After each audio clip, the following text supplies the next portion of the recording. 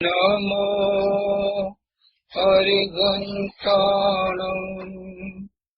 नमो सिद्धाणम् नमो आयर्याणम् नमो जयाणम् नमो लोलसवसाहुणाम्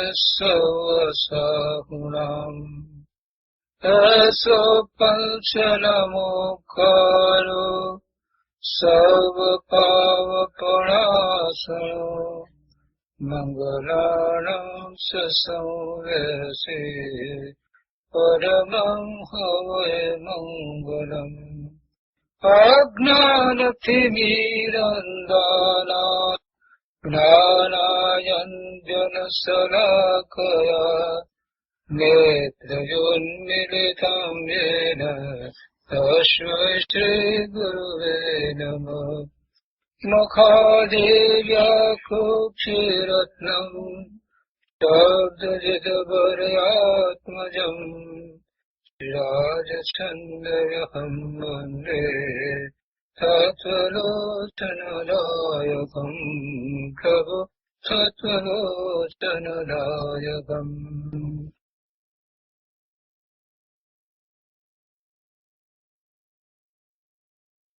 આત્મસિદ્ધિ કૃપાળુદેવ શ્રીમદ રાજચંદ્રજી રચિત આત્મસિદ્ધિ અને આત્મસિદ્ધિ ઉપર પૂજ્ય ગુરુદેવ કાંજી સ્વામીના પ્રવચનો એનો સ્વાધ્યાય આપણે કરી રહ્યા છીએ. આત્મસિદ્ધિના સ્વાધ્યાયમાં આપણે ગાથા 102 નો સ્વાધ્યાય કરી રહ્યા છીએ. 102 ગાથા એનો વચનામૃતમાંથી અર્થ અને આ ગાથા ઉપર પૂજ્ય ગુરુદેવ કાંજી સ્વામીએ આપેલ પ્રવચનના કેટલાક અંશ આપણે કર્યા છે. હવે વધુ અંશો આજે લઈએ છીએ.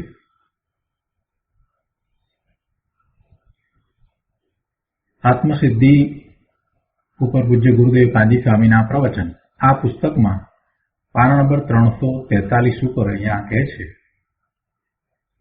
કે આત્માના અનંત ગુણ છે. તેમાં 8 ગુણ ને તેની પર્યાયમાં જેટલી અશુદ્ધ ઉપાદાન રૂપ યોગ્યતા છે તેટલું નિમિત્ત કર્મનું આવરણ છે. અશુદ્ધ ઉપાદાન રૂપ યોગ્યતા જીવની છે અને એવી જીવની યોગ્યતામાં એ નિમિત્ત તરીકે કર્મ છે. નિમિત્ત તરીકે કર્મ છે. કર્મના આવરણ ખરેખર જીવને નડે છે એમ નથી, પણ જીવની એવી યોગ્યતા છે તો એ વખતે એને નિમિત્ત તરીકે કર્મ છે, કર્મના આવરણ છે, કર્મના ઉદય છે. અને પછી આગળ કહે છે અહીંયા કે બાકીના બધા ગુણની પર્યાય નિરાવરણ શુદ્ધ જ છે. કેટલાય ગુણ એવા છે કે જેની પર્યાય હંમેશા શુદ્ધ જ એક જ પ્રકારે હોય છે. જે સામાન્ય ગુણનો વિચાર કરીએ કે જે 6 દ્રવ્યમાં સામાન્ય છે એ બધા સામાન્ય ગુણ પરિણમન તો શુદ્ધ જ હોય છે. જેમ કે અસ્તિત્વ ગુણ, વસ્તુત્વ ગુણ, દ્રવ્યત્વ ગુણ, પ્રમેયત્વ ગુણ, અગુરુ લઘુત્વ ગુણ, આ જે ગુણો જે છે એને આવરણ થતું નથી. અસ્તિત્વ નામનો સત્ગુણ, સત એટલે નિત્યપણું, હોવાપણું, હવે તેના અસ્તિત્વ ગુણને કારણે એના હોવાપણાની બાબતમાં એવું કંઈ થતું નથી કે એનો અભાવ થાય. એનું હોવાપણું છે તો હોવાપણું છે. અસ્તિત્વ નામના ગુણનું પરિણમન શુદ્ધ જ પરિણમન હોય, એનું હોવાપણું ન હોય એવું કંઈ થાય નહીં. એટલે એવું વિપરીત કશું થતું નથી. અસ્તિત્વ નામનો સદગુણ એટલે કે નિત્ય હોવાપણું, તેના કારણે વસ્તુનો કદી પણ નાશ થાય નહીં. આ ગુણને કારણે વસ્તુનો નાશ થતો નથી. સત એટલે કે સત્તા, અસ્તિત્વ, અસ્તિત્વ ગુણનો અભાવ થાય તો જીવ દ્રવ્યનો અભાવ થાય. એટલે એનું વિપરીત પરિણમન એવું કંઈ હોય નહીં. કેમ કે જીવ તો નિત્ય છે, અવિનાશી છે. એટલે એની જીવની સત્તાનો ક્યારેય, અસ્તિત્વનો ક્યારેય નાશ થતો નથી કે વિપરીત પરિણમન એનું હોય નહીં. નિગોદ, આ બટાટા, સક્રિયા, કાંદા આ બધું જે છે ને એના સૂક્ષ્મ નાના કણની અંદર પણ અસંખ્ય જીવો હોય છે. સોયની અણી પર રહે એટલા કણની અંદર પણ અસંખ્ય જીવો હોય છે. એટલે એ બધા કંદમૂળ કે જેની અંદર અસંખ્ય જીવો છે એ નિગોદ. અને એ જીવોને પોતાનું શરીર નથી.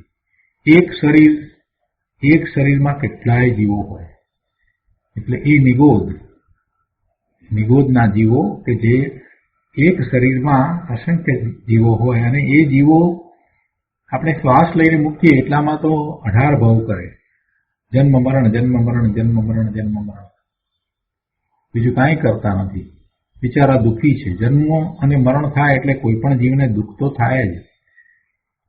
તેને પણ દુઃખ તો છે જ. એટલે દુઃખ સિવાય બીજું કાંઈ નથી. એવા એ નિગોદના જીવો જે આ બટાટા ને સક્કરિયા ને કાંદા ને લસણ ને ડુંગળી ને આ બધા જે છે ને ગાજર ને એ બધાની અંદર એવા જીવો છે. એની અંદર આ નિગોદના જીવો છે.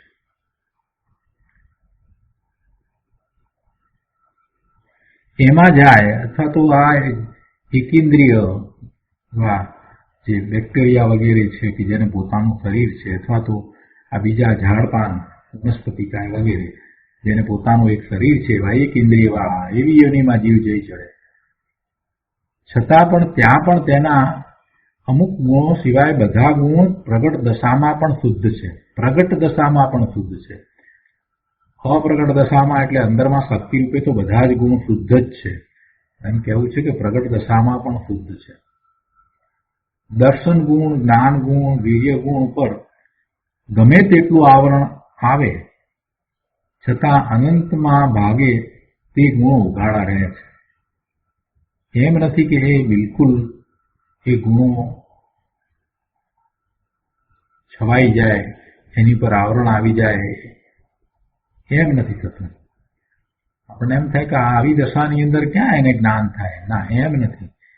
જીવ જ્ઞાન ન કરે એવું ક્યારેય બને નહીં. જ્ઞાનના ઉઘાડ ઓછા વધતા હોય પણ એ જ્ઞાન તો કરે.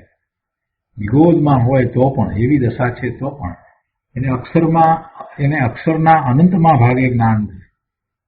કેટલું બધું ઓછું જ્ઞાન પણ છતાંય જ્ઞાન ગુણ, વીર્ય ગુણ, દર્શન ગુણ એની ઉપર ગમે તેટલું આવરણ આવે છતાં પણ એ ગુણો ઉઘાડા રહે છે. અતિ અતિ અતિ અતિ અતિ અતિ અતિ ભાગે, અત્યંત ઓછા ભાગે, અનંતમાં ભાગે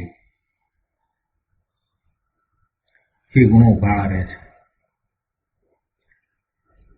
અહીં મોહનીય કર્મની વાત કરી છે કે તેમાં જોડાણ કરનારો જીવ સ્વસ્વરૂપમાં અસાવધાન થાય છે. અહીંયા તો વાત એ ચાલે છે કે આ કર્મમાં 8 કર્મમાં 8 પ્રકારની કર્મની પ્રકૃતિઓ જે મુખ્યતાથી કહી એમાં મોહનીય જે છે તે મુખ્ય છે. કેમ કે મોહનીયને કારણે જ જીવને રખડવું થાય છે. અહીં મોહનીય કર્મની વાત કરી છે કે તેમાં જોડાણ કરનારો જીવ સ્વ સ્વરૂપમાં અસાવધાન થાય છે. પોતાના સ્વરૂપમાં એ સાવધાન નથી, પોતાના સ્વરૂપને જાણતો નથી, પોતાના સ્વરૂપ વિશે એને કાંઈ ખ્યાલ નથી. એ મિથ્યા દ્રષ્ટિને પોતાનું સ્વરૂપ શું છે, કેવું છે એનું ભાન નથી. એટલે પોતાના સ્વરૂપને વિશે અસાવધાન છે. પોતે જ્ઞાન સ્વભાવી ભગવાન આત્મા છે એ વાતમાં જ એને અસાવધાની વર્તે છે. એ વાત જ એને ભૂલાઈ ગઈ છે. એ વાતનું જ એને સ્મરણ નથી. એ ભાવે જ એ થતો નથી.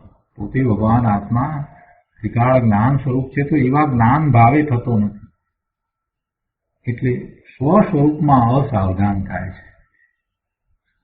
મોહનીય કર્મની વાત કરી અહીંયા. અને મોહનીય કર્મમાં જોડાણ કરનારો જીવ એટલે કે મોહનીય કર્મના ઉદય વર્તે છે તો એ મોહનીય અને આધીન થયો છે એવો જીવ સ્વ સ્વરૂપમાં અસાવધાન થાય છે. આત્માના 8 ગુણને વિઘ્ન કરનાર નિમિત્ત મોહનીય કર્મ છે. મોહનીય જે છે એની મુખ્યતા કહી છે. કૃપાળુદેવે પણ એમ કહ્યું છે કે આ મોહનીય કર્મ એવું છે કે એ ઊંધા પાટા બંધાવે એવા શબ્દો એમણે લખ્યા છે. એને કારણે બાકી બીજા બધા કર્મના બંધ પડે છે. મોહનીય નથી તો પછી બીજા બધા કર્મનું એટલું પછી જોર રહેતું નથી.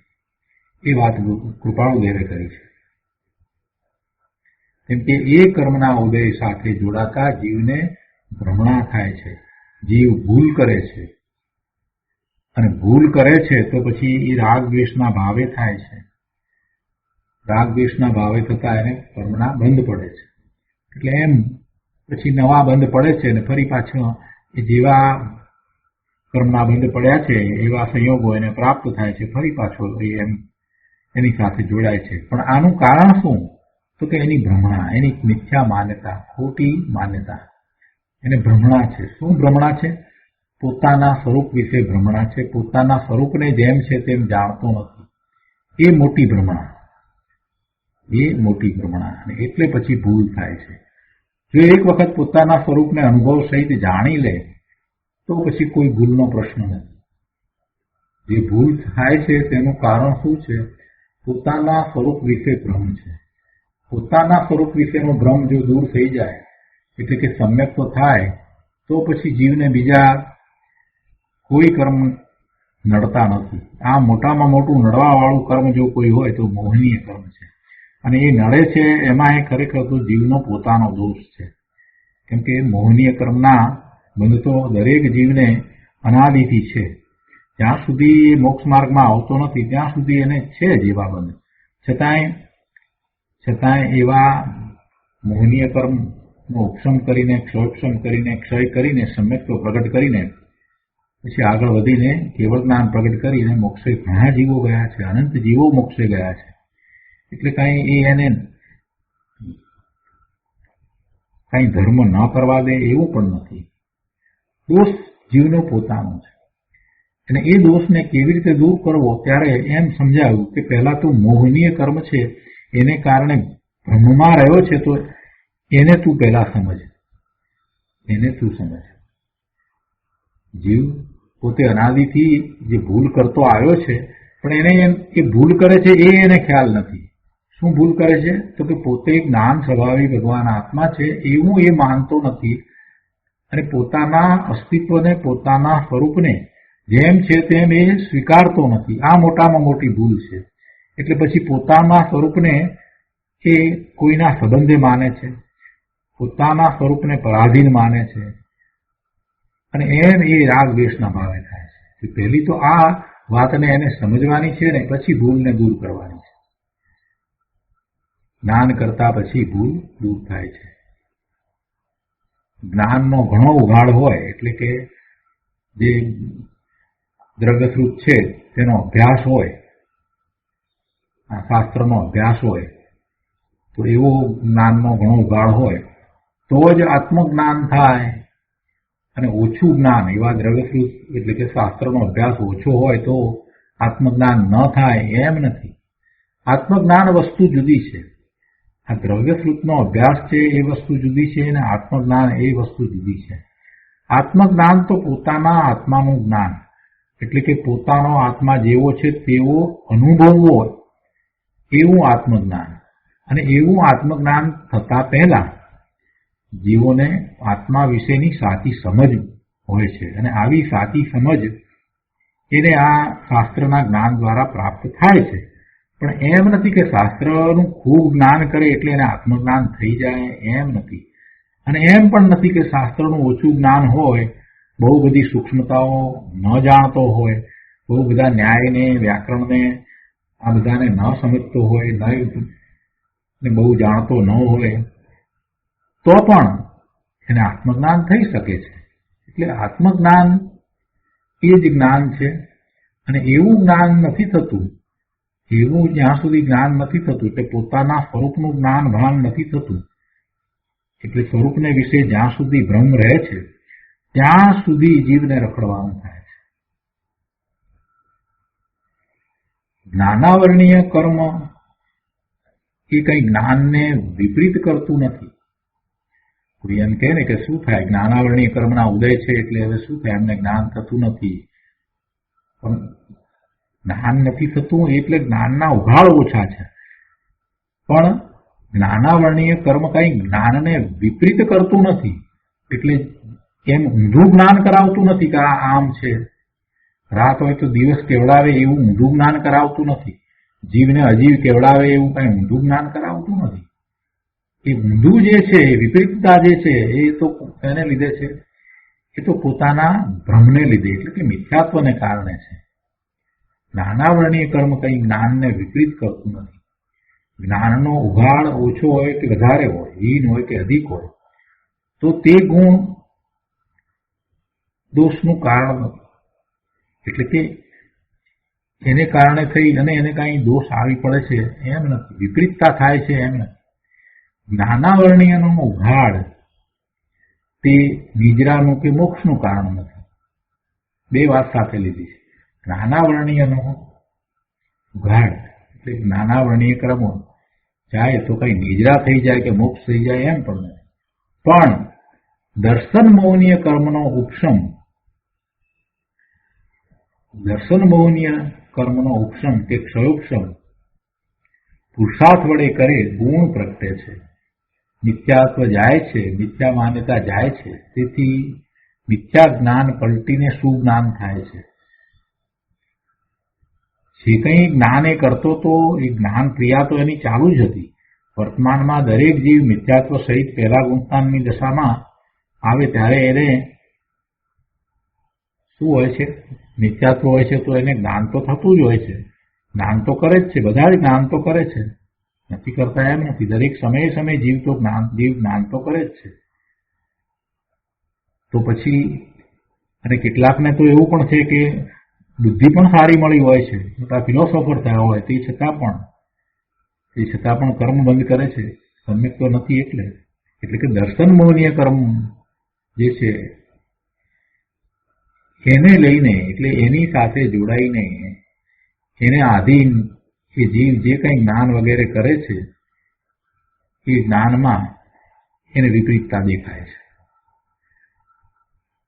ખરેખર એ જ્ઞાનાવરણીય કર્મ છે એ કંઈ જ્ઞાનને વિપરીત કરતું નથી.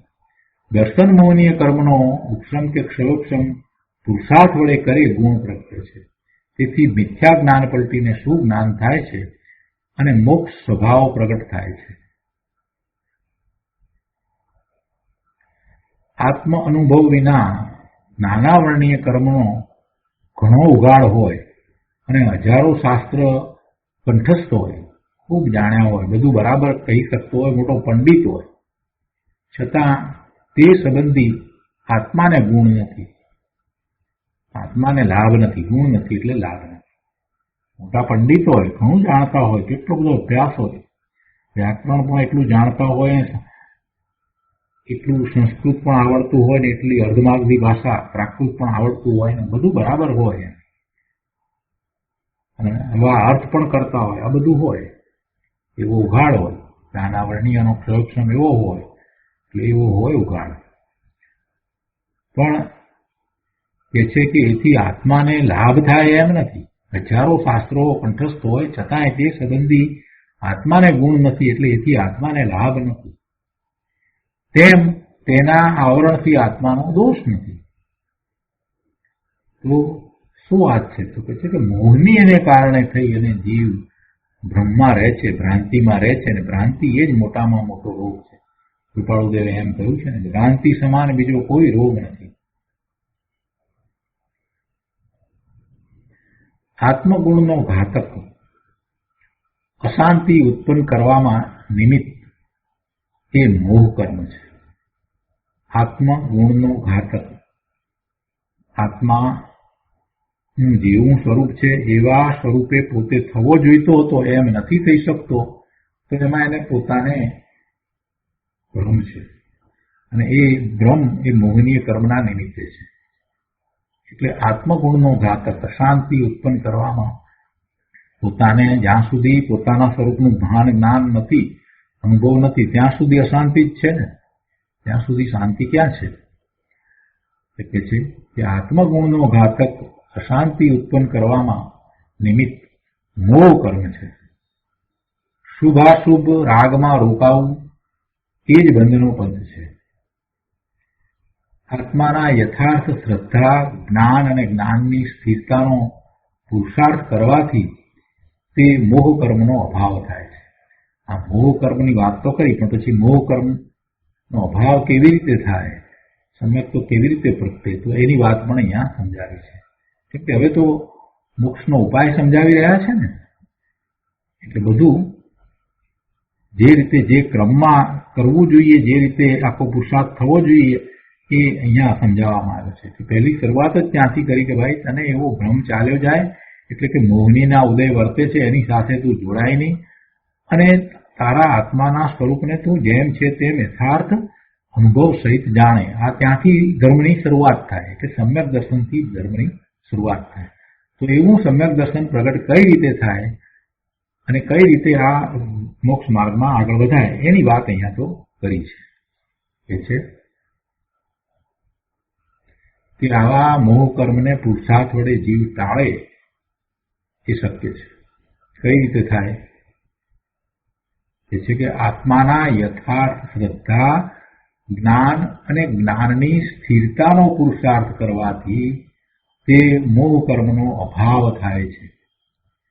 આત્માના યથાર્થ શ્રદ્ધા અને જ્ઞાન, અને જ્ઞાનમાં પછી પોતાના સ્વરૂપને વિશે એવી સ્થિરતા, એટલે કે જ્ઞાનની સ્થિરતાનો પુરુષાર્થ કરવાથી તે મોહ કર્મનો અભાવ થાય છે. આખો મોક્ષ માર્ગ જણાવે અને મોક્ષ માર્ગ પ્રગટ થાય છે.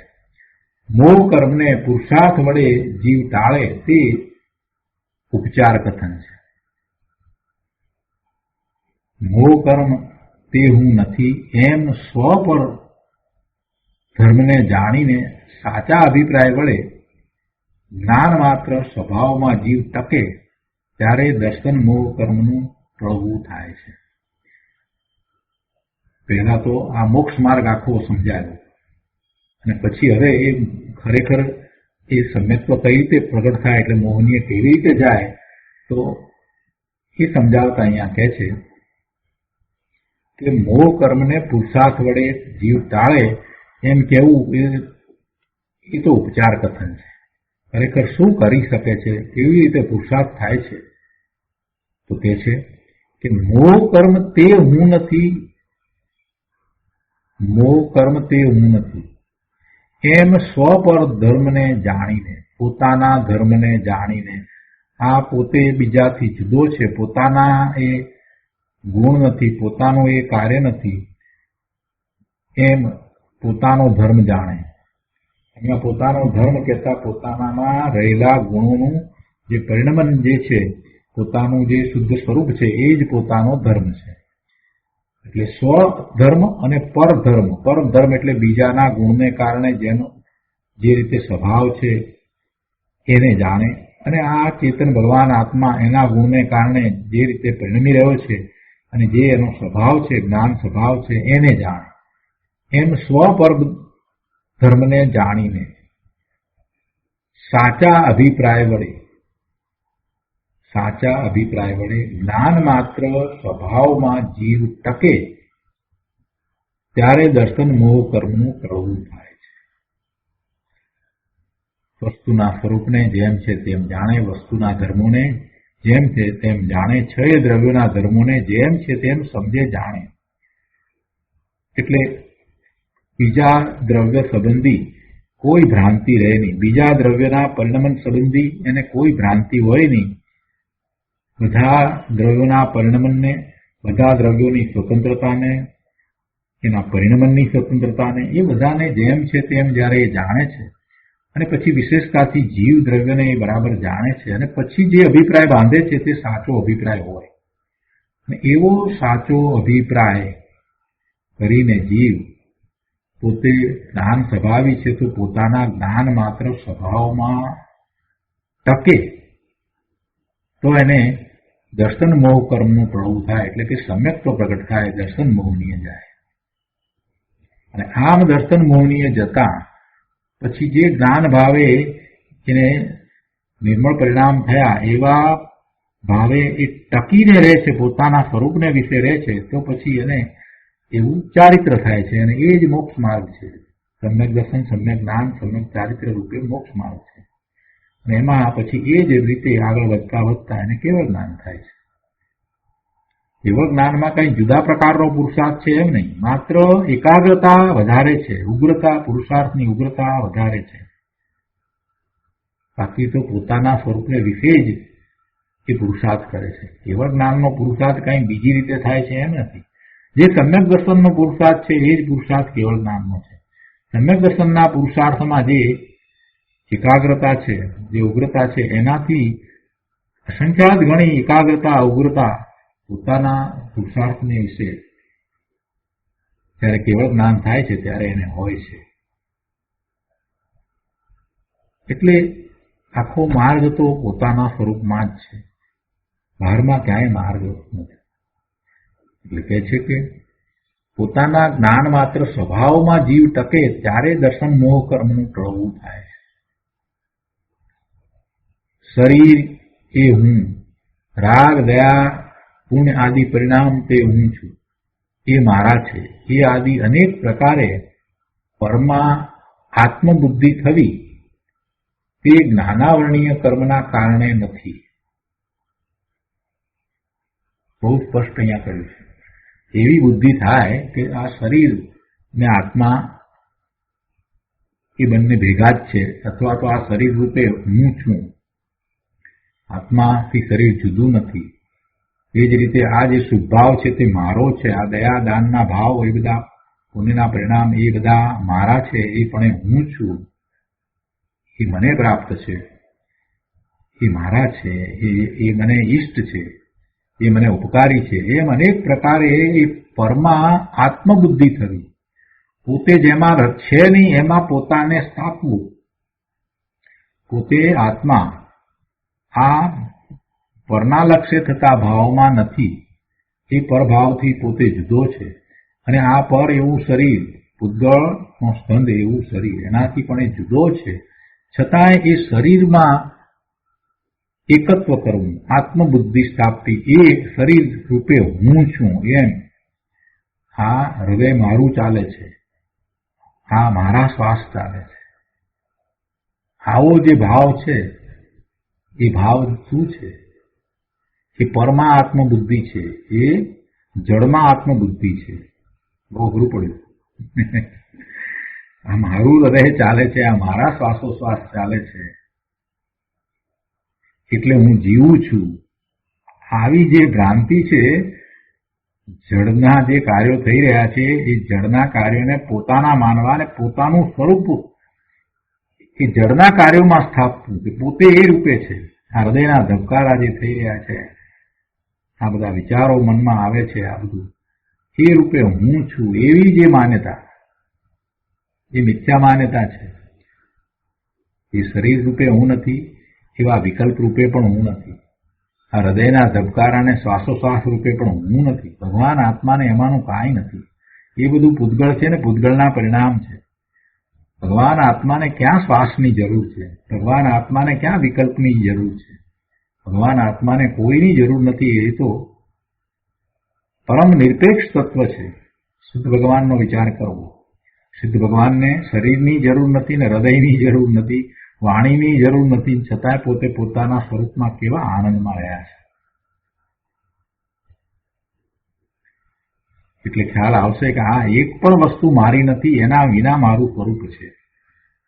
શરીર વિના પોતાનું એ સ્વરૂપ ચિંતવી શકતો નથી, એની કલ્પનાએ કરી શકતો નથી. અનાદિની આ મોટી ભૂલ ચાલી આવે છે. આ અગૃહિત મિથ્યાત્વ અનાદિનું એને ચાલ્યું આવે છે. એને આ ભાવમાં એ કંઈ ગ્રહણ કર્યું છે મિથ્યાત્વ એમ નથી. અનાદિથી આ અગૃહિત મિથ્યાત્વ તેને ચાલ્યું આવે છે. શરીરમાં એકત્વ બુદ્ધિ, શરીરમાં પોતાપણાની બુદ્ધિ, શરીરમાં પોતાની માન્યતા, પોતે શરીર રૂપે છે, શરીરના કાર્યો પોતે કરે છે. એમ અનેક પ્રકારે પરમા આત્મબુદ્ધિ થવી, તો એવી આત્મબુદ્ધિ થવામાં કોઈ જ્ઞાનાવરણીય કર્મનું નિમિત્ત છે એમ નથી. એવી આત્મબુદ્ધિ થવી તે જ્ઞાનાવરણીય કર્મના કારણે નથી, પણ દર્શન મોહનીય કર્મના સ્વીકારના કારણે છે. દર્શન મોહનીય કર્મને કારણે છે, એ નિમિત્ત છે. એમાં આ ઊંધી માન્યતા છે ને, એ ઊંધી માન્યતાઓ, ઊંધી શ્રદ્ધા, વિપરીત શ્રદ્ધા, પોતાના સ્વરૂપની જેવી શ્રદ્ધા છે તેવી શ્રદ્ધા ન હોતા એના કરતા વિપરીત શ્રદ્ધા જે છે તે દર્શન મોહનીય કર્મના સ્વીકારના કારણે છે, દર્શન મોહનીય કર્મના નિમિત્તે છે, એની સાથે એનું જોડાણ છે કે તે સંબંધમાં થતી પોતાની ભૂલમાં રાગાદિપણે ટકવું તે મિથ્યા ચારિત્ર છે. દર્શન મોહનીયની વાત કરી, હવે ચારિત્ર મોહનીયની વાત પણ સાથે સમજાવી છે. તો ચારિત્ર મોહનીય શું છે? કે છે કે દર્શન મોહનીય છે એટલે પોતાના સ્વરૂપ વિશેની ભ્રાંતિ છે અને એ સંબંધમાં પોતાની ભૂલ છે, તો એ ભૂલમાં એ પોતે શુભાશુભ ભાવપણે રહે છે. એ શુભાશુભ ભાવપણે જ રહ્યો છે અને એવા શુભાશુભ ભાવપણે એટલે રાગાદિપણે જે ટકવું એનું છે તે જ મિથ્યા ચારિત્ર છે. અને આવું મિથ્યા ચારિત્ર જાય કઈ રીતે? રાગાદિ શુભાશુભ ભાવો આ બધું જાય કેવી રીતે? જ્યાં સુધી એની માન્યતા જ સાચી નથી ત્યાં સુધી એ જવાનું જ નથી. એટલે પહેલી વાત શું છે? તો કે દર્શન મોહનીય જાય. પોતાની જે માન્યતામાં ભૂલ છે એ ભૂલ નો દોષ ટળી જાય, એ ભૂલ સુધરી જાય, દર્શન મોહનીય જાય, પછી જ એને ચારિત્ર મોહનીય જાય. એટલે કે ચારિત્ર વિપરીત ચારિત્ર જે છે એ તે પછી જ જાય. એટલે જ્યાં સુધી સમ્યક્ત્વ નથી ત્યાં સુધી સાચું ચારિત્ર હોઈ શકે જ નહીં. જ્યાં સુધી સમ્યક દર્શન નથી ત્યાં સુધી ચારિત્રમાં દોષ હોય ને હોય, ભલે ગમે તેટલું એ માને તે છતાંય, કેમ કે માન્યતા ખોટી છે. જ્યાં સુધી દર્શન મોહનીયનો ઉદય વર્તે છે અને એ સાથે જોડાયો છે, મિથ્યા દ્રષ્ટિ છે, ત્યાં સુધી એની ચારિત્રને વિશે પણ ભૂલ છે, કેમ કે માન્યતા જ ખોટી છે. તો પછી ભલે બાહ્યમાં એમ લાગે કે ઘણું ઊંચું ચારિત્ર પાળે છે, પણ ના, એ ચારિત્ર કહેવાતું નથી. અંતરંગ ચારિત્ર, પોતાના સ્વરૂપને વિશે ટકવાનો ભાવ, જ્ઞાન ભાવમાં ટકીને રહેવું, એવું અંતરંગ ચારિત્ર, નિશ્ચય ચારિત્ર, એ જ્યાં સુધી જીવ પ્રગટ ન કરે ત્યાં સુધી એને બાહ્યમાં જે ચારિત્ર છે તે માત્ર શુભભાવ છે, એ ચારિત્ર નથી. એ બાહ્ય ચારિત્ર પણ કહેવાતું નથી. જેને નિશ્ચય ચારિત્ર છે એને જ વ્યવહાર ચારિત્ર હોય. એટલે બાહ્યમાં જે ચારિત્ર છે એને વ્યવહાર ચારિત્ર પણ ત્યારે જ કહેવાય કે જ્યારે એને એવું નિશ્ચય ચારિત્ર હોય. અને નિશ્ચય ચારિત્ર પ્રગટે ક્યારે? કે જ્યારે એને નિશ્ચય સમ્યક્ત્વ હોય ત્યારે એવું નિશ્ચય ચારિત્ર પ્રગટે. સમ્યક્ત્વ જ નથી, દર્શન મોહનીય સાથે જે જોડાયો છે, દર્શન મોહનીયના ઉદયમાં જે રાચી રહ્યો છે, બ્રહ્મા જીવી રહ્યો છે, અનેક પ્રકારે મિથ્યા માન્યતાઓમાં એ જીવી રહ્યો છે, ત્યાં સુધી ચારિત્ર કેવું? ચારિત્ર હોય જ નહીં. એની સ્પષ્ટતા કરતા અહીંયા કહે છે કે આ અભ્યંતર દોષની વાત છે. અંદરમાં પડેલા જે દોષ છે એને ટાળવાની વાત છે. અંદરમાં મોટામાં મોટો દોષ કોઈ હોય તો શું છે? મિથ્યાત્વનો દોષ છે. સ્વરૂપની પ્રતીતિ અને સ્વરૂપની સ્થિરતા મોહનો અભાવ કરવાથી આત્મામાં થાય છે. મોહનો અભાવ કરવાથી સ્વરૂપની પ્રતીતિ અને સ્વરૂપની સ્થિરતા થાય છે. એટલે દર્શન મોહનો અભાવ થતા સ્વરૂપની પ્રતીતિ છે અને ચારિત્ર મોહનો અભાવ થતા આત્મામાં સ્થિરતા છે. બીજી રીતે કહીએ તો કે સ્વરૂપની પ્રતીતિ થાય, જે સ્વરૂપમાં એકાગ્રતા કરે અને જેને સ્વરૂપની પ્રતીતિ થાય એને દર્શન મોહનીય જાય છે, અને જેને પોતાના સ્વરૂપને વિશે સ્થિરતા થાય છે એને ચારિત્ર મોહનીય જાય છે. બાકી કોઈ હજારો શાસ્ત્ર ભણ્યો તેથી માને કે મને આત્માનું જ્ઞાન થયું, તો એ વાત અસત્ય છે, એ વાત બરાબર નથી. એ બધું પ્રગટરૂપનો અભ્યાસ જે થયો એ બધું માહિતીરૂપ જ્ઞાન છે, અને જ્યાં સુધી એ જ્ઞાનને જાણીને એને આત્મસાત કરીને એમ પોતે પરિણમી નથી જતો ત્યાં સુધી એ બધું વ્યર્થ છે. અભવ્ય જીવને પણ એવું જ્ઞાન હોય, અભવ્ય જીવને પણ હોય છે, પણ એ ક્યાં પોતાના જ્ઞાન ભાવે પરિણમે છે. એટલે પંડિતોને ઘણું એવું જ્ઞાન હોય, ઘણી ચર્ચાઓ કરતા હોય, બધું કરતા હોય, આખી જિંદગી પંડિત તરીકે જ ગાળી હોય, બીજી કોઈ વાત જ ન હોય, પણ આત્મજ્ઞાન ન હોય. એટલે કહેવાનો આશય એવો નથી કે એવો દ્રવ્યશ્રુતનો અભ્યાસ ન કરવો. દ્રવ્યશ્રુતના અભ્યાસ વિના તો સાચી વાત સમજાશે પણ નહીં. પણ માત્ર સમજવાથી વાત નહીં ચાલે. અહીંયા તો એમ કેવું છે, સમજ્યા, એને લખી નાખી, કોઈકને સમજાવી દીધી, એના સંબંધીના પ્રશ્નોના ઉત્તરો પણ આપી દીધા, બધું બરાબર, અને પછી પોતે વિદ્વાન છે એવું પણ પોતાને લાગે, પણ એથી કાંઈ પોતાના આત્માને ગુણ થતો નથી, આત્માને લાભ થતો નથી. જે વાત એ સમજ્યો છે એ માહિતી ઉપર ચિંતન કરીને પોતાના ઉપર ઉતારે, એટલે પોતાના આત્મા ઉપર ઉતારે, એટલે કે આત્મસાત કરે, એને આત્મસાત કરે, અને પછી એવા પોતાના સ્વરૂપને વિશે એકાગ્રતા કરે, તો એને એનો ગુણ, તો એ માહિતી જે દ્રવ્યશ્રુતનો અભ્યાસ કરતા પ્રાપ્ત થઈ એ એને લાભદાયી થઈ કહેવાય. પણ માહિતીને માહિતી રૂપે જ માત્ર રાખે, એને પોતા ઉપર ઉતારે નહીં, તો એ માહિતી એને શું લાભદાયક? આ માહિતી તો એને છે ને કે એક દ્રવ્ય બીજા દ્રવ્યનું કાંઈ કરે નહીં. આ માહિતી એને છે, જીવને છે. શાસ્ત્રમાંથી એ વાત એ સમજ્યો. પણ હવે જ્યારે પોતાની ઉપર એ વાતને ઉતારતો નથી તો એ માહિતી એને શું કામ? પોપટની જેમ એ બોલ્યા કરે. પોપટને આપણે જેમ શીખવાડીએ એ બોલે, પણ પોપટ કાંઈ એનો મિનિંગ સમજતો નથી, બોલે. આપણે પણ એમ બોલીએ કે એક દ્રવ્ય બીજા દ્રવ્યનું કાંઈ કરતું નથી, પણ એને આત્મસાત કર્યું. આત્મસાત ક્યારે કર્યું કહેવાય? ખરેખર અંદરમાંથી એમ થઈ જાય કે હું ભગવાન આત્મા જુદો, હું ચેતન દ્રવ્ય છું ને આ શરીર છે તે જુદું દ્રવ્ય છે. મારી આસપાસમાં જે કાંઈ બીજા દ્રવ્યો જે છે, જે બધા જે છે તે મારાથી જુદા છે, અને કોઈની અંદર મારાપણું નથી, હું કોઈમાં વ્યાપતો નથી, હું ત્યાં પહોંચતો નથી. અરે આ જે શરીર સાથે હું રહ્યો છું એ શરીરમાં હું વ્યાપતો નથી, એમાં હું પહોંચતો નથી. શરીર શરીરનું કાર્ય કરે છે. શરીરમાં જે કંઈ થઈ રહ્યું છે, આટલી ઉંમર થઈ કેટલા સુધીમાં કેટલાય ફેરફાર થયા, એ બધા ફેરફારો મેં ઈચ્છા ન હતા એવા ફેરફારો થયા છે. એ શરીર કંઈ મારા કયામાં છે એમ હું શરીરને સારું રાખી શકું, નિરોગી રાખી શકું એમ શક્ય નથી.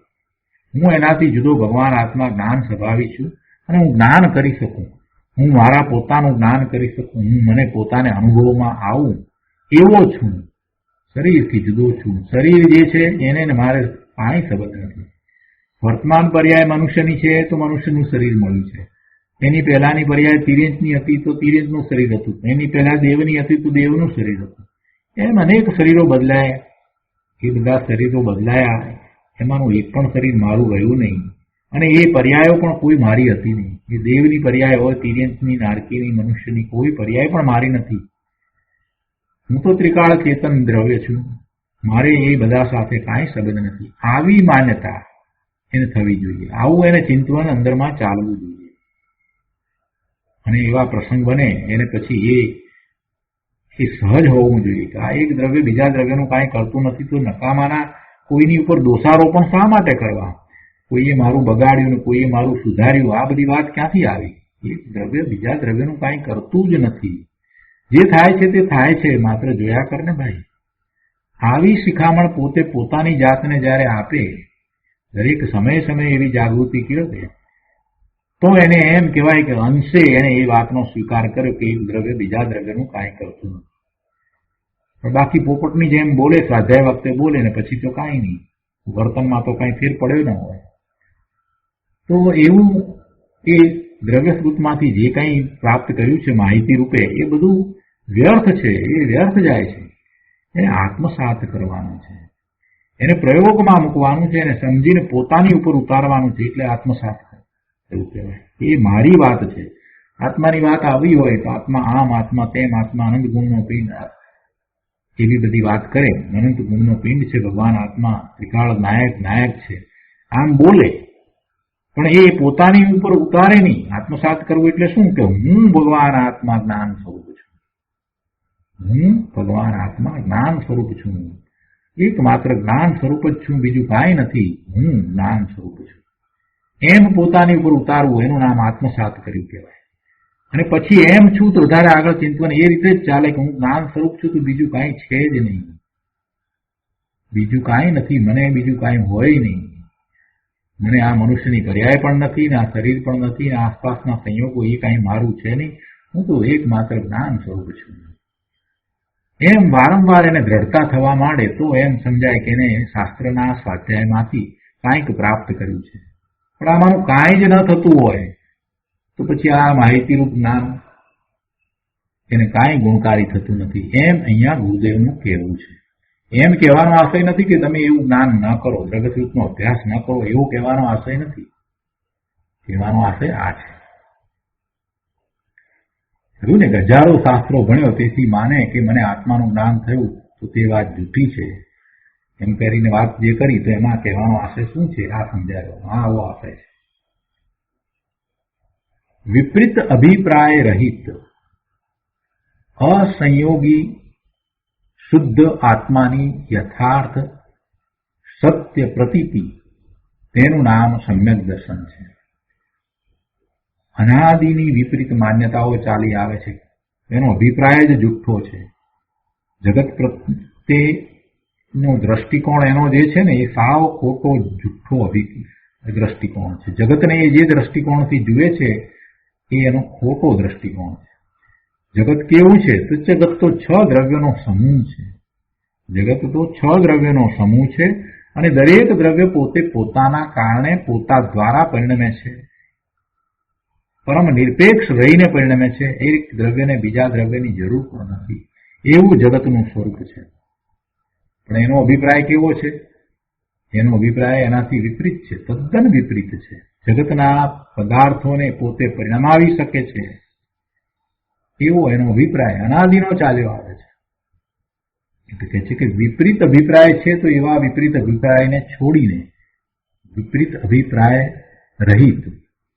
બીજી વાત કહે છે કે અસંયોગી શુદ્ધ આત્માની. અસંયોગી, અત્યારે તો આત્મા સંયોગોમાં ઊભો છે.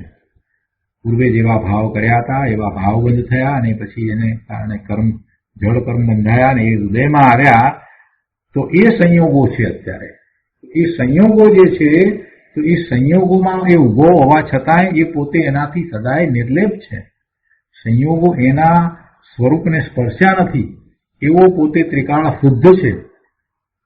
એમ એ અસંયોગી શુદ્ધ આત્મા, એક તો વિપરીત અભિપ્રાય રહિત અસંયોગી શુદ્ધ આત્માની યથાર્થ સત્ય પ્રતીતિ, તેનું નામ સમ્યક દર્શન છે.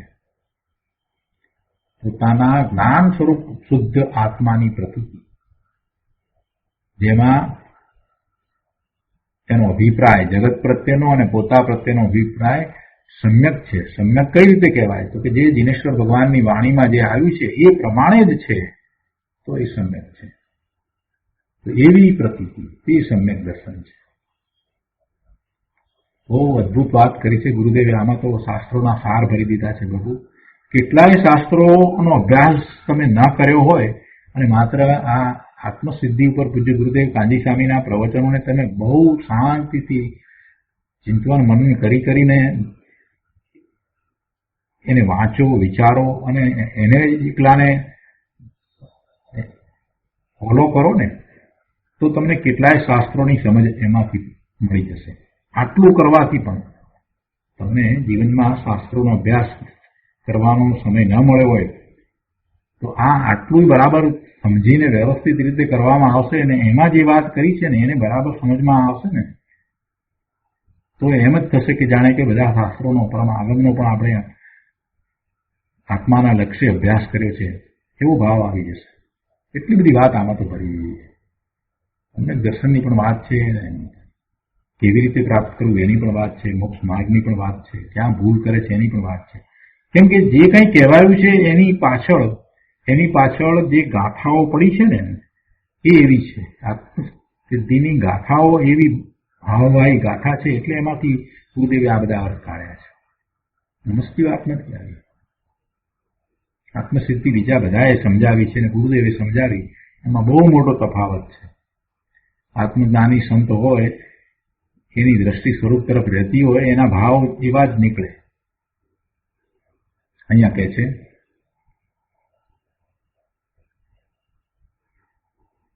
કે સમ્યક દર્શન એટલે આત્માની યથાર્થ સત્ય પ્રતીતિ. એવા આત્માની, શુદ્ધ આત્માની, જે અસંયોગી, સંયોગ વિનાનો છે, એને કર્મના સંયોગો નથી, એને કર્મની મલિનતા નથી, અને જેનો અભિપ્રાય સત્ય છે, સમ્યક સાચો અભિપ્રાય છે, વિપરીત અભિપ્રાય રહિત છે, એવા આત્માની પ્રતીતિ તે સમ્યક દર્શન છે.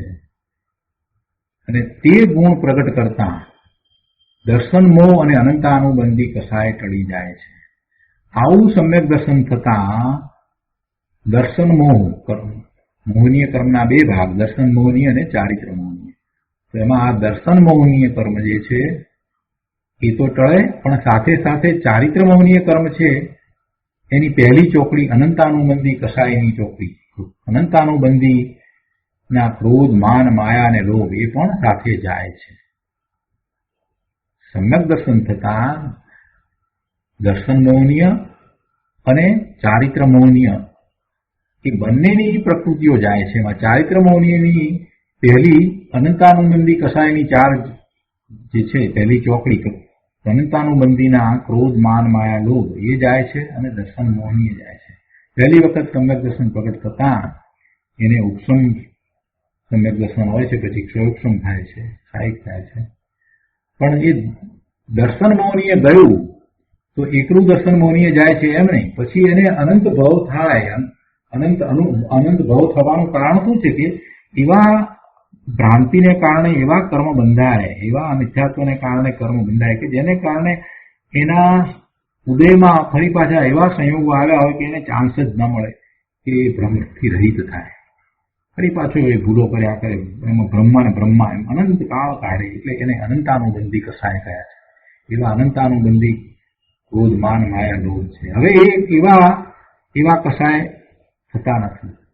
સમ્યક દર્શન થયા પછી એ ગયા, એટલે હવે અનંત અનુબંધ થાય એવા એને કસાય રહ્યા નહીં. કસાય છે તે શું છે? જીવને કર્મબંધનું કારણ છે. પણ આ અનંતાનુબંધી કસાય જે છે એ ગયા પછીથી હવે જે કાંઈ ક્રોધ, માન, માયા, લોભ જે રહ્યા છે તે એને કારણે હવે એને અનંત અનુબંધ થાય એવું નહીં થાય. એને કર્મનો બંધ તો થશે પણ એવું નહીં થાય. એટલે સમ્યક દર્શન થતા માત્ર દર્શન મોહનીય જાય છે અને સમ્યક શ્રદ્ધા થાય છે એટલું જ નહીં, પણ સાથે ચારિત્ર મોહનીયની પહેલી ચોકડી અનંતાનુબંધી કસાયની ચોકડી પણ ટળી જાય છે. આ બહુ મોટી વાત છે. હા, બહુ મોટી વાત છે. હવે સમ્યક દર્શન થયા પછી એને વધુ ભાવ થવાના નથી. અનંત અનુબંધ થાય એવા કર્મ બંધાતા જ નથી, એવા કર્મનો બંધ પડતો જ નથી. આ મોટી વાત છે. કે હું આનંદ મૂર્તિ છું, કેવળ જ્ઞાતા દ્રષ્ટા સિદ્ધ સમાન છું.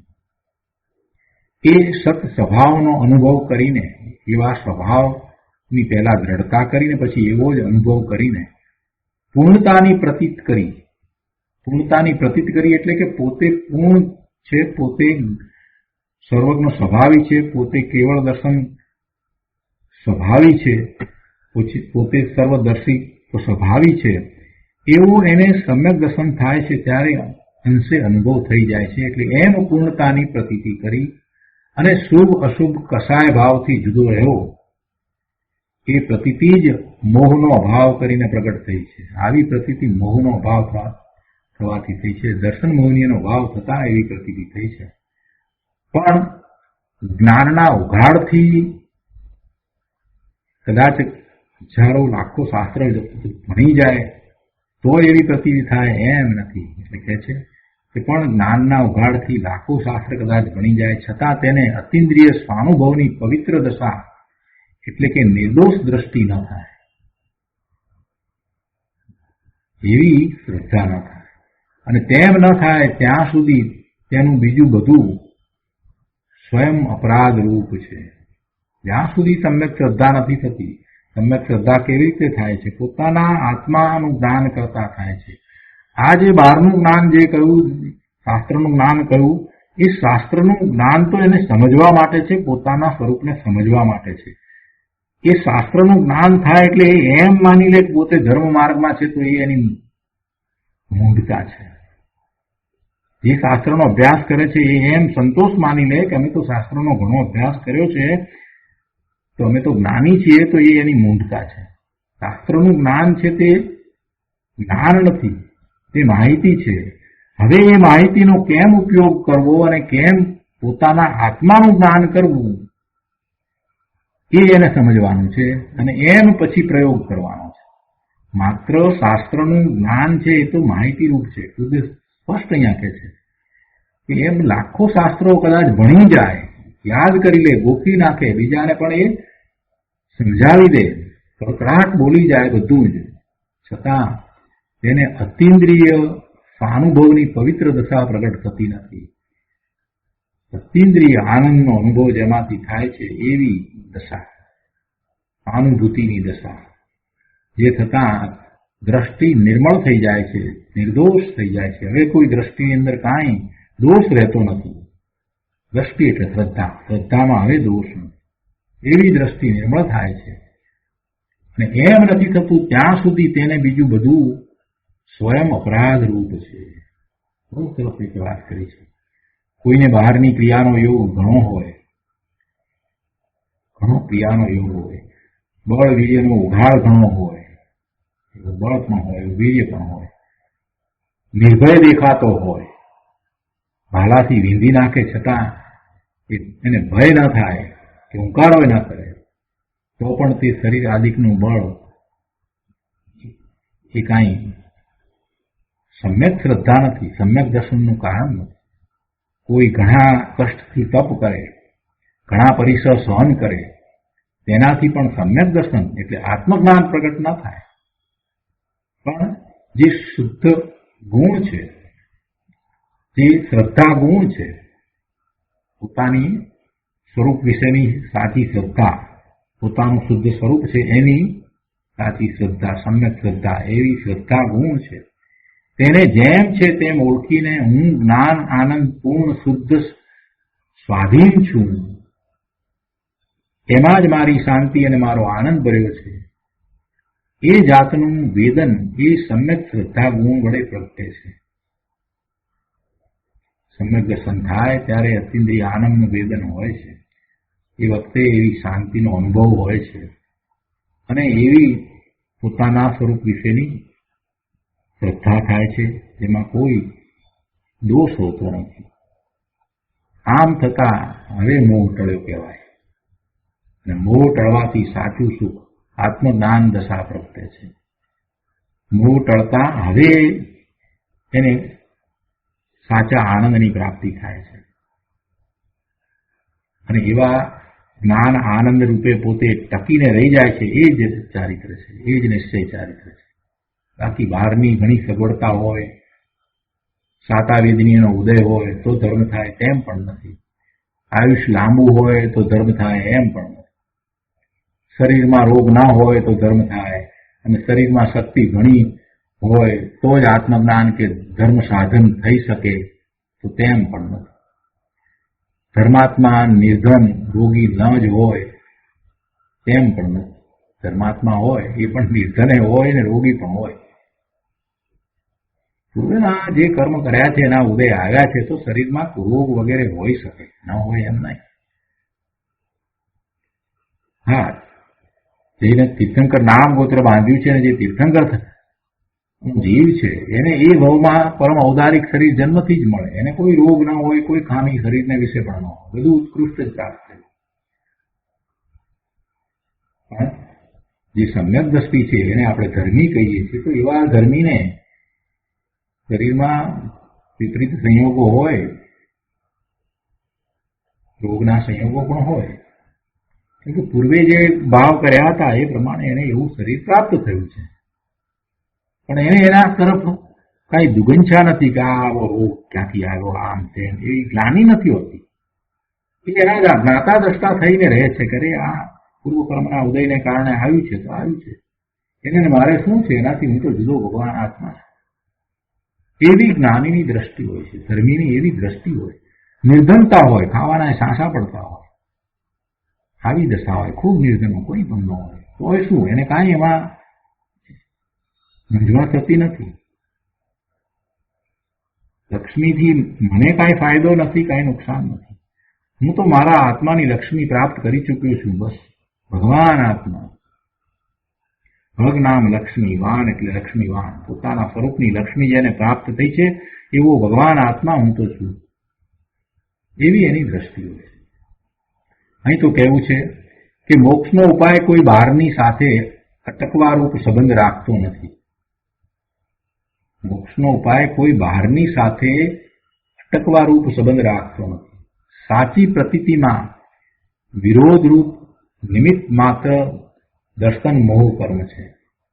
બીજી એક વાત સરસ સાથે કહી દીધી કે સાચી પ્રતીતિમાં વિરોધરૂપ, પોતાના આત્માની સાચી સમ્યક પ્રતીતિ થવામાં વિરોધરૂપ શું છે? વિરોધરૂપ ખરેખર દર્શન મોહનીય છે? ના, એ તો નિમિત્ત માત્ર છે. પણ ખરો ભાવ મોહ તો પોતાના સ્વરૂપની અસાવધાની છે. પેલું મોહનીય કર્મ છે, દર્શન મોહનીય કર્મ છે, એ તો નિમિત્ત માત્ર છે. તો શું ખરેખર એને નડે છે? તો કે ખરો ભાવ મોહ તો પોતાના સ્વરૂપની અસાવધાની છે. પોતાના સ્વરૂપની અસાવધાની એ જ ભાવ મોહ છે. પોતાના સ્વરૂપની સાવધાની થાય એટલે ભાવ મોહ જાય. પછી દર્શન મોહનીય કર્મના ઉદયો જે છે એને કાંઈ નડે નહીં, એ સમ્યક તો પ્રગટ કરીને જ રહે. પોતાના સ્વરૂપની અસાવધાની આ જ મોટી વાત છે. એટલે શું કરવાનું રહ્યું? પોતાના સ્વરૂપને જેમ છે તેમ જાણીને પોતાના સ્વરૂપ ને સિદ્ધના સ્વરૂપ સાથે સરખાવીને પછી એને પ્રવર્તવાનું છે. કારણ એ સિદ્ધ સમાન મારું સ્વરૂપ છે અને એ વાત તો ભગવાનના જ્ઞાનમાં આવી છે. તો પછી મને આ બધું હોય નહીં, આવી ઊંધી માન્યતા, આવું બધું મને ન હોય. હું ભગવાન આત્મા છું અને દરેક સમયે સમયે હું નાયક છું, જ્ઞાતા છું, બીજું કાંઈ નથી. એમ પોતાના સ્વરૂપની સાવધાની વર્તે એને, પોતાના જ્ઞાન સ્વરૂપની દ્રઢતા સતત એને રહ્યા કરે. અને પછી તો પોતાના સ્વરૂપમાં કેમ જવું એનો જ પુરુષાર્થ ઉપાડે. પોતાના સ્વરૂપની સાવધાની તો આ સાવધાની કરવાની છે. સમય સમયની જાગૃતિ, પોતાના સ્વરૂપની સાવધાની, એમાંનું કાંઈ નથી. અત્યારે તો એ પોતાના સ્વરૂપની અસાવધાનીને કારણે એ ભાવ મોહની દશામાં પડ્યો છે અને એમ કહે છે કે દર્શન મોહની કર્મને નિમિત્તે અમે સમ્યક તો પ્રગટ નથી કરી શકતા. ના ભાઈ, એમ નથી. ભાવ મોહ તો તારો છે. અને ભાવ મોહ શું છે? તો પોતાના સ્વરૂપની અસાવધાની છે, તે ભાવ મોહ છે. તો એમાંથી આ 8 કર્મમાંથી માત્ર એક મોહ કર્મ જ જીવને ભૂલ કરવામાં નિમિત્ત છે. અને એ મોહ ભાવ જે બંધનો પંથ છે તેને હણે જ મોક્ષનો ઉપાય થાય. અકસાય ભાવે અને સાચી પ્રતીતિથી મોક્ષ ભાવ અબંધ દ્રષ્ટિ પોતા વડે જ થાય છે.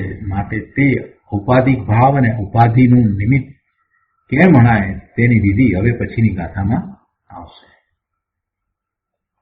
આ રીતે ગાથા 102 પૂરી થાય છે. તો આજનો સ્વાધ્યાય અહીંયા સુધી રાખીએ છીએ. હવે સુખધામ બોલીએ. સુખધામ અનંત સુસંત ચરી દિન રાત રહે તદ ધ્યાન મહી પ્રશાંતિ અનંત સુધામય જે પ્રણમુ પદતે વરતે જયતે પ્રણમુ પદતે વરતે જયતે